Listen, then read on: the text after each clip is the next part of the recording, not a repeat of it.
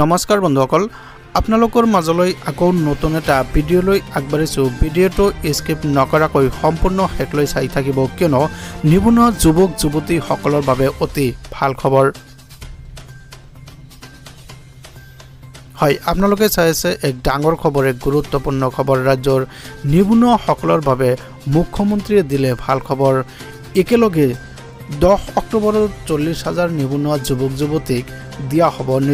নিযুক্তিক লৈ মুখ্যমন্ত্ৰী গৰাকীয়ে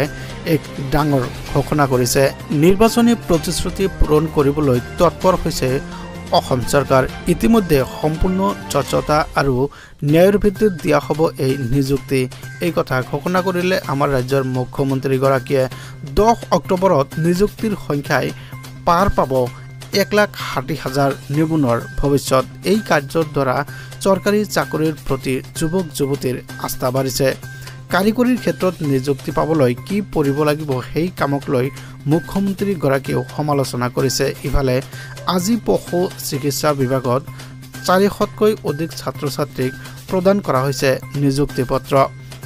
পত্ৰ বিতৰণ কাৰ্যসূচীত অংশগ্ৰহণ কৰি মুখ্যমন্ত্ৰী গৰাকীয়ে এই ডাঙৰ মন্তব্য কৰিছে ৰাজ্যৰ নিবনুৱাৰ বাবে মুখ্যমন্ত্ৰী গৰাকীয়ে দিলে এক ভাল খবৰ এক গুৰুত্বপূৰ্ণ খবৰ অহা 10 অক্টোবৰ তাৰিখে একেলগে 40,000 নিবনুৱাক দিয়া হ'ব নিযুক্তিক লৈ মুখ্যমন্ত্ৰী গৰাকীয়ে এই মন্তব্য ঘোষণা কৰিছে আৰু ইয়াৰ দ্বাৰা নিবনুৱা যুৱক যুৱতীসকল বহু উপকৃত হ'ব নিৰ্বাচনী প্ৰতিশ্ৰুতি পূৰণ কৰিবলৈ তৎপৰ অসম চৰকাৰ সম্পূৰ্ণ স্বচ্ছ আৰু ন্যায়ৰ ভিত্তিত এই নিযুক্তি প্ৰদান কৰা হ'ব বুলি মুখ্যমন্ত্ৰী গৰাকীয়ে সদৰি কৰিছে ইয়াৰ সমান্তৰালভাৱে একেলগে 1,60,000 নিযুক্তি পত্ৰ প্ৰদান হ'ব বুলি মুখ্যমন্ত্ৰী গৰাকীয়ে সদৰি কৰিছে এই কাৰ্যৰ দ্বাৰা চৰকাৰী চাকৰিৰ প্ৰতি যুৱক যুৱতীসকলৰ আস্থা বাঢ়িছে কাৰিকৰী ক্ষেত্ৰৰ বিভাগত নিযুক্তিৰ আলোচনা কৰিছে মুখ্যমন্ত্ৰী ডক্টৰ হিমন্ত বিশ্ব শৰ্মাই ইফালে 400 নিযুক্তি পত্ৰ প্ৰদান কৰি এই মন্তব্য ঘোষণা কৰিছে নিযুক্তি পত্ৰ বিতৰণ কাৰ্যসূচীত অংশগ্ৰহণ কৰি মুখ্যমন্ত্ৰী এই সংবাদ মেলত উল্লেখ কৰিছে নিবনুৱাসকল ইয়াৰ দ্বাৰা বহু উপকৃত হ'ব আৰু নিবনুৱাসকলৰ কিন্তু আস্থা বাঢ়িব ইতিমধ্যে এডিআৰই এক্সাম দিয়াসকলৰ বাবে ভাল খবৰ আমাৰ লগত মুখ্যমন্ত্ৰীৰ ভাষ্য আছে আপোনালোকক শুনাবলৈ চেষ্টা কৰিম শুনক তাৰিখে আমি ৰাজ্যত একেলগে আৰু প্ৰায় 40,000 যুৱক যুৱতীক নিযুক্তি দিম আমাৰ চৰকাৰৰ কাৰ্যকালত আমি এই মুহূৰ্তলৈকে 1,20,840টা নিযুক্তি দিবলৈ আমি সক্ষম হৈছো অৰ্থাৎ 2021 চনৰ পৰা 1,20,000 যুৱক যুৱতীয়ে চৰকাৰী চাকৰি পাবলৈ সক্ষম হৈছে অহা 10 অক্টোবৰ তাৰিখে আমি ৰাজ্যত একেলগে আৰু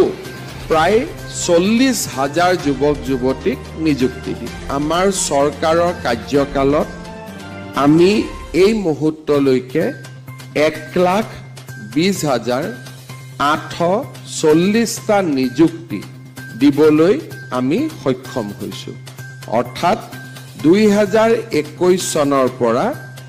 1,20,000 যুৱক যুৱতীয়ে চৰকাৰী চাকৰি পাবলৈ সক্ষম হৈছে অহা 10 অক্টোবৰ তাৰিখে আমি ৰাজ্যত একেলগে আৰু প্ৰায় 40,000 যুৱক যুৱতীক নিযুক্তি দিম আমাৰ চৰকাৰৰ কাৰ্যকালত আমি এই মুহূৰ্তলৈকে 1,20,840টা নিযুক্তি দিবলৈ আমি সক্ষম হৈছো অৰ্থাৎ 2021 চনৰ পৰা 1,20,000 যুৱক যুৱতীয়ে চৰকাৰী চাকৰি পাবলৈ সক্ষম হৈছে অহা 10 অক্টোবৰ তাৰিখে আমি ৰাজ্যত একেলগে আৰু প্ৰায় 40,000 যুৱক যুৱতীক নিযুক্তি সকল ইতিমধ্যে আপোনালোকে ৰাজ্যৰ মুখ্যমন্ত্ৰীৰ ভাষ্য শুনিবলৈ পাইছে। তো ভিউয়াৰ্স ভিডিঅ'টো ভাল পালে চেনেলটো ছাবস্ক্ৰাইব কৰি দিব, ভিডিঅ'টোত লাইক কমেণ্টছ কৰিবলৈ নপাহৰিব। ধন্যবাদ।